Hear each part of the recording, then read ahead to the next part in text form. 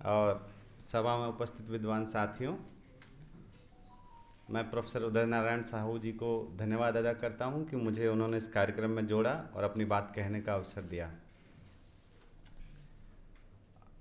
मातृभाषा दिवस की जब शुरुआत हुई तो जो लोग दुनिया में सबसे उत्साहित हुए होंगे, मैं भी उनमें शामिल था, क्योंकि इसका इतिहास ज़्यादा पुराना नहीं है।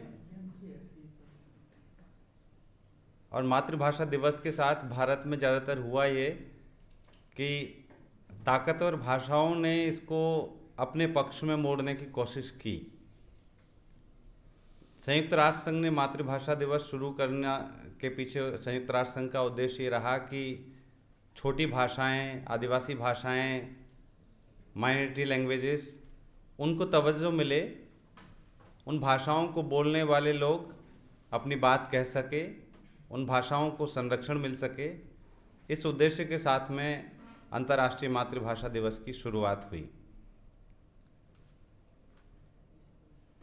इसका एक कॉन्टेक्स्ट भारत से एक ताज़ा उदाहरण के साथ मैं बताना चाहूँगा। छत्तीसगढ़ सरकार ने एक अध्ययन कराया और उस अध्ययन के निष्कर्ष ये आए कि वहाँ के 17 लाख बच्चों में से 5 लाख बच्चे हिंदी नहीं समझते। जब हम भाषाओं को बांटते हैं, भाषाओं के क्षेत्र बांटते हैं, तो जाहिर सी बात है कि हिंदी क्षेत्र में हम छत्तीसगढ़ को रखते हैं और वहाँ से रिपोर्ट आई कि वहाँ के 5 लाख बच्चे हिंदी नहीं समझते। आप उन बच्चों के नज़रिए से इस मातृभाषा के सवाल को देखिए, जो हिंदी नहीं समझते, लेकिन आज़ादी के 70-75 साल से उनको हिंदी में पढ़ाया जा रहा है।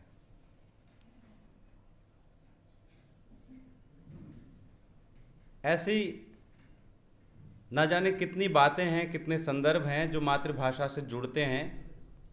मैं आदिवासी पर्सपेक्टिव से संक्षेप में इस सवाल को समझना चाहूँगा। इस देश में जब मनमोहन सिंह की सरकार का समय समाप्त हो रहा था तो एक कमीशन बना था जो आदिवासियों के बारे में अध्ययन करने के लिए था। उसने अपनी रिपोर्ट प्रस्तुत करते हुए कहा कि 705 आदिवासी एथनिक ग्रुप है इस देश में और उनकी अपनी स्वतंत्र भाषाएं भी हैं। मित्रों, जब मैं भाषाएं कह रहा हूं तो मैं सोच समझ करके कह रहा हूं। मैं उपभाषा और बोली वगैरह के सबके फर्क को समझते हुए कह रहा हूं। उन 705 भाषाओं में से हम कितनी भाषाओं को जानते हैं या कभी उनकी चिंता करते हैं? नाम भी नहीं सुन रखा। हम नहीं जानना चाहते, हम मानते ही नहीं, हम बोली कह कर के खारिज कर देते हैं।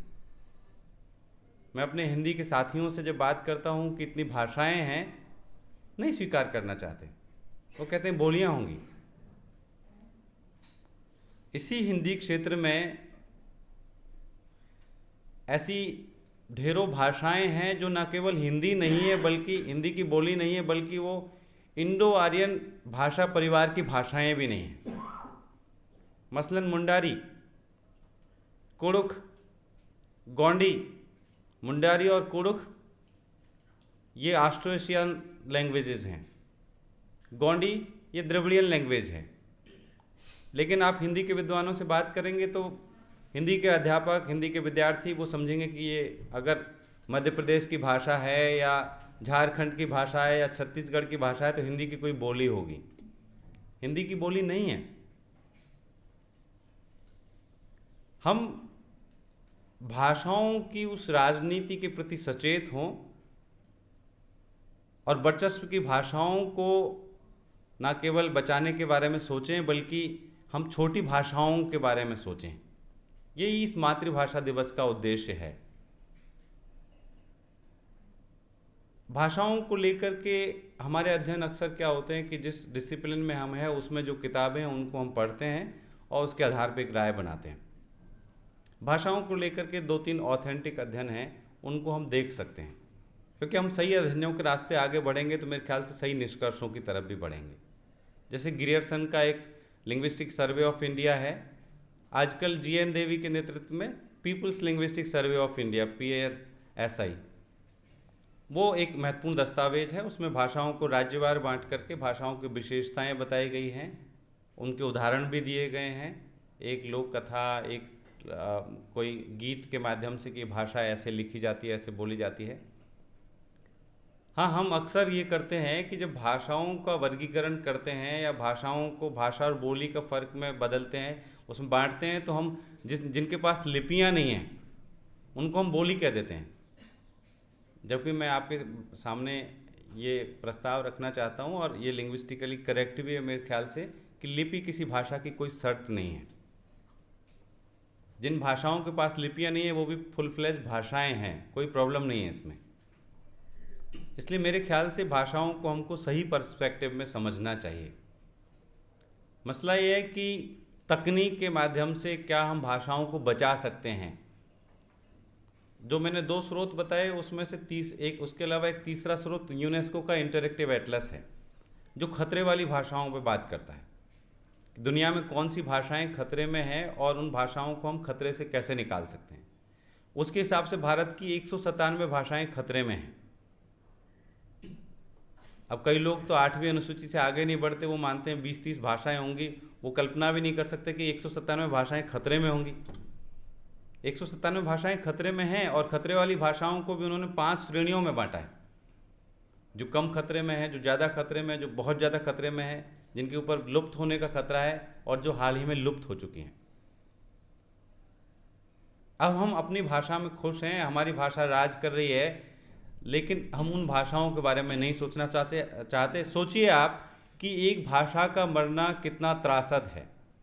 एक भाषा जिसमें असंख्य स्मृतियां हैं, एक अद्वितीय ज्ञान परंपरा है, उस भाषा के मरने के बारे में सोचिए आप। जैसे माँ के साथ जोड़ा गया, बिल्कुल मातृभाषा का माँ से संबंध है।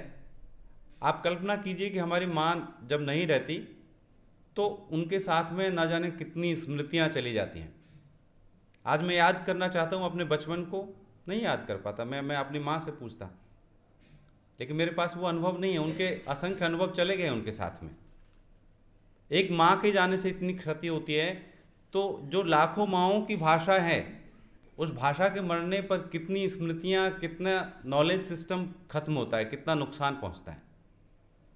इसलिए भाषा को बचाना सिर्फ इसलिए ज़रूरी नहीं है कि वो लैंग्वेज पॉलिटिक्स में एक ऊंचा स्थान प्राप्त कर ले, बल्कि उनके पास वैकल्पिक ज्ञान परंपराएं हैं। उन वैकल्पिक ज्ञान परंपराओं के माध्यम से हम इस दुनिया को बेहतर बना सकते हैं। आज हम ऐसे क्राइसिस में आ गए हैं जब हमारे पास में कोई रास्ता नहीं है आगे। हमने विकास का जो रास्ता चुना, हम इस निष्कर्ष पे पहुंचने की स्थिति में है कि वो तो विनाश का रास्ता है। हम गरीब और अमीर के बीच की खाई को कम नहीं कर पा रहे, बढ़ाते जा रहे हैं। एक वायरस ने आकर पूरी दुनिया को हिला दिया। तो हमें वैकल्पिक ज्ञान परंपराओं की ज़रूरत है जो हमें बेहतर रास्ते दिखा सके। वो किसी और भाषा में हो सकते हैं, ज़रूरी नहीं कि हमारी भाषा में हो। तो उन भाषाओं को एक्सेस करने की सुविधा हमारे पास में नहीं है, क्योंकि भाषाएं खतरे में हैं लगातार।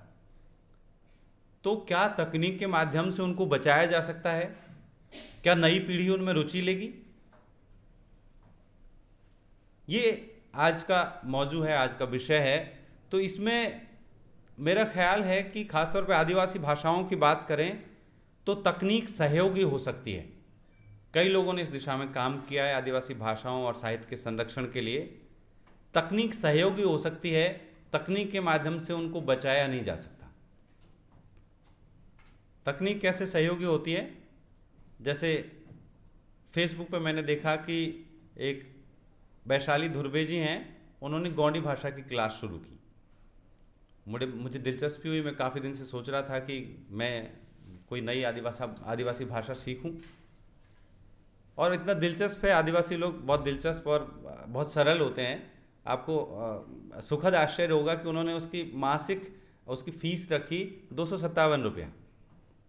पूरे महीने का खर्चा, रोज़ाना 1 घंटे की क्लास होती है ऑनलाइन, और सिर्फ 257 पूरे महीने में, और वो महीना ख़त्म होने के बाद में आपसे लेंगे।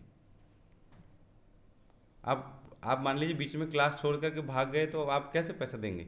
उनको इस बात की चिंता नहीं है, वो अपनी भाषा सिखा रहे हैं। जूम के माध्यम से क्लास होती है और लोग क्लास ज्वाइन करते हैं। बहुत सारे लोग सीख रहे हैं। पिछले 4 महीनों में 4 नए बैच शुरू हो गए। तो तकनीक सहयोग कर रही है। पिछले दिनों बीबीसी में एक रिपोर्ट आई कि 2 नौजवानों के बारे में, एक आपके उड़ीसा के गणेश बिरुआ हैं, एक छोटी सी आदिवासी भाषा है हो भाषा, उन्होंने हो भाषा को लेकर के ऐप बनाया और सोशल मीडिया प्लेटफॉर्म का यूज़ करके उन्होंने हो भाषा को प्रसारित करने की, नई पीढ़ी तक ले जाने की कोशिश की।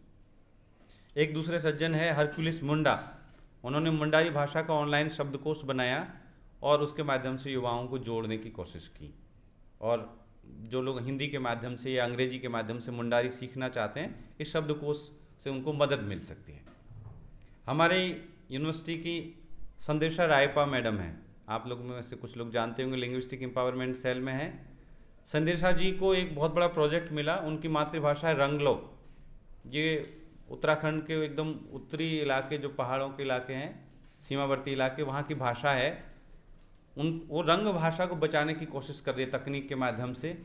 उन्होंने व्हाट्सएप में, फेसबुक में और जो भी सोशल मीडिया प्लेटफॉर्म है, आपसी संवाद के लिए नई पीढ़ी के बीच में उन्होंने नई पीढ़ी को रंग भाषा सिखाई, और उस भाषा में संवाद करने के लिए उनके पास लिपि नहीं है अपनी, तो अभी रोमन लिपि में वो बात करते हैं, लेकिन वो तकनीक के माध्यम से नई पीढ़ी तक इस भाषा को ले जाने की कोशिश कर रहे हैं। ऐसे असंख्य प्रयास हैं जो अपनी मातृभाषाओं को तकनीक के माध्यम से संरक्षित करने की कोशिश कर रहे हैं। लेकिन इसके माध्यम से सिर्फ संरक्षित कर सकते हैं, हम प्रिजर्व कर सकते हैं।